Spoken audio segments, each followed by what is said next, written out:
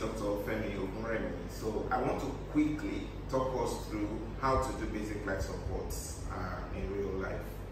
Now, situation happens when people collapse, and when they collapse, we need to actually confirm that they've collapsed, and then we need to quickly resuscitate them to keep them alive. Let's look at the research. Research shows that about 60% of the people that are dead now will be alive if we all know how to do this skill. So I will run us through it. This is Mr. Bobby, who I will use as my patient today. I've been called to see this man who is collapsed on the floor. The first thing is he actually collapsed? So to know whether he's collapsed, I need to check his response. So that's the first thing to check. But before I get in there, you have to be mindful of your environment. Like I always tell people that I train, you have to be selfish for once, and that's around safety. Make sure that the environment is safe. So when you approach a collapsed person, you don't know why they collapsed. It could be that they've actually touched an electric wire and they are electrocuted. If you go and touch them, you can be shocked. You look around for things like blood, maybe sharp objects like broken bottles, nails, have been bled on the floor. Is it that the floor is actually slippery and they've fallen and banged their head? You need to be sure. So if you look at the environment and it's safe for you to approach, you approach the person. So you check for their response. How do we check for response? We use two, senses. That's the hearing senses, and then you look at the pain senses. So the first thing is to speak to them. We have two ears. You don't know whether they put something in their ear. There's plugging one side, so you need to talk to both ears. So call them. Hello, sir, can you hear me? Mr. Bobby? Hello, Mr. Bobby, can you hear me? So if Mr. Bobby is not hearing us, we can definitely say that he's not responsive to voice. Now we want to check for pain. So you then tap him. Check whether he's going to, just open his eye. You understand? Or maybe, so if he doesn't respond again, at that point in time, we said that he's not responsive to voice, he's not responsive to pain, so he's unconscious. Now, if he's unconscious, does it mean that he's in a collapse state or is passed on? No. So the next thing to check is he actually breathing? So we need to check for breathing. To check for breathing, we need to open the airway. When you open the airway, you look, listen, and feel for breathing. And how do you do that? You put your hand on the forehead, so you press it down, and then you lift the chin. It's called head tilt chin lift. And then you put your cheek over the mouth and nose, and then you'll be looking at their tummy, whether it's rising and falling, which is looking for breathing now, or their chest, whether it's rising and falling. Then you feel for breathing, whether they're going to breathe from their mouth or their nose on your cheek, right? And then you listen for any abnormal breathing. Now, let me demonstrate to do that. So you head tilt chin lift, look, listen, and feel for 10 seconds. So you count, and 1, and 2, and 3, and 4, and 5, and 6, and 7, and 8, and 9, and 10. So you will notice that when I'm counting, I count and I break that counting by putting and. In emergency situation, it's very easy for us to count very fast. So 1, 2, 3, 4, 5, 6, 7, 8, 9, you don't die. No, that's not the proper way of counting. If you look at the hands of seconds, it goes like and 1, and 2, and 3, and 4, and 5. Not 1, 2, 3, 4, 5, 6. So you can't 10 that way.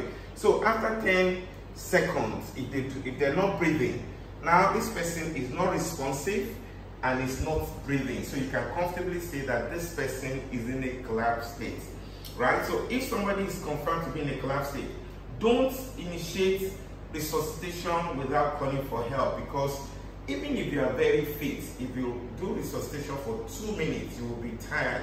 So you need a backup. You need somebody to actually stand in there, and then for them to bring AED for you. AED is automated external defibrillator, which I'm going to demonstrate how to use for you. So after you've done this, you need to rush out and call. Can somebody help me? Somebody's collapsed here. I'm going to start chest compression. Please, when you are coming, bring AED and call for more help. So then, as soon as you've done that, you're coming on the chest to then start what they call chest compression, right? For us to do the chest compression, you have to put your hand in the right place. There are so many, things I've heard. People will say, the heart is on the left, put your hand on the left. Somebody will say it's on the right. Right? Let's get it. Let's get our facts. This is the normal male chest, flat chest. Now you have two breasts, a normal person, and then they have nipples, two nipples. So this nipple and that nipple, if you draw a line that joins the two nipples, you see a line, imaginary line that joins the two nipples, where it crosses the breastplate, that's where you're putting your hand. Coincidentally, for people with big breasts, like a lady or somebody is pregnant, you can also find that line. And how do you find it? You look at what they call this cervical junction. So if you run your hand through your chest from this area of your throat where there's a dimple here, which is what we find here. If you run your hand down to the middle, you see a place that dimples, right? So if you look at me on my chest, if I run this way, that's the place. You'll feel something that is making like click. That's the cervical junction. So you put your hand on the cervical junction like that, right? Look at the upper finger, where, the upper border of the upper finger.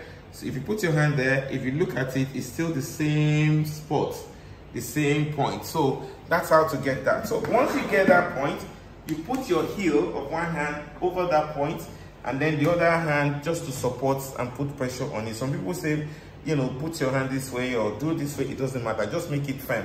So you then start your compression.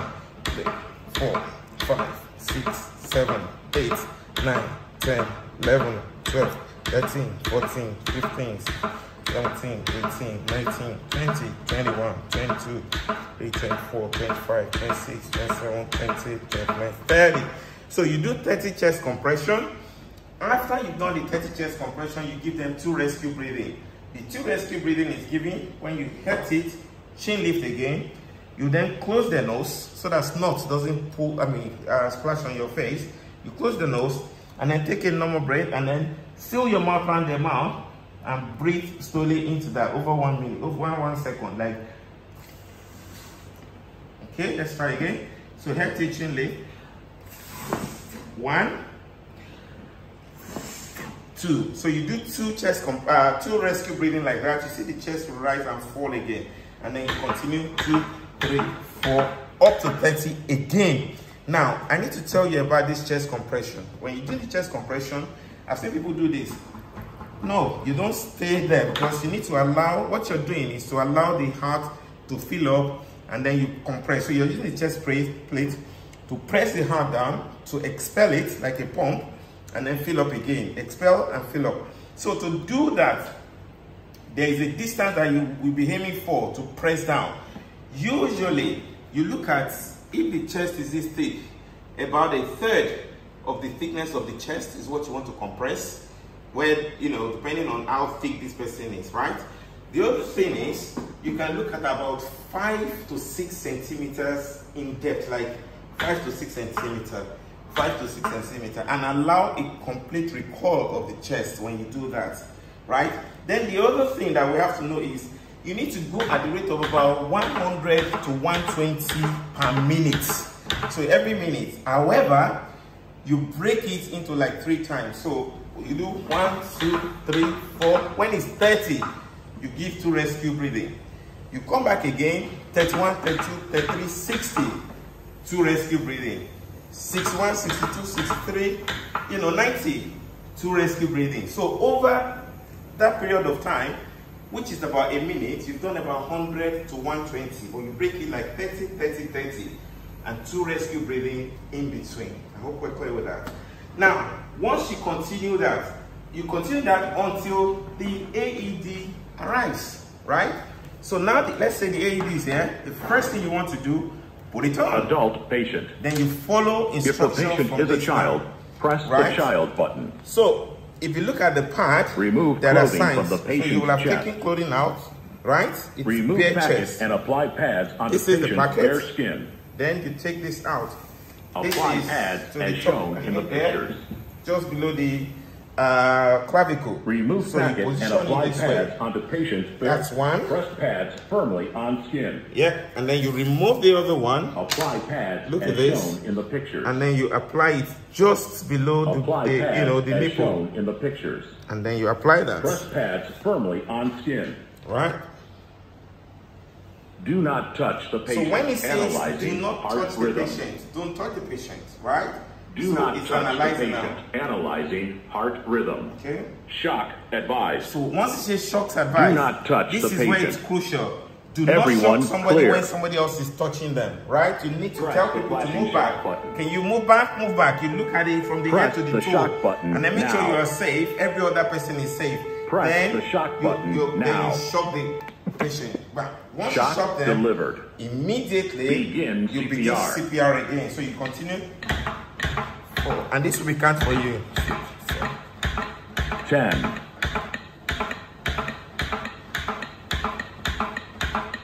20,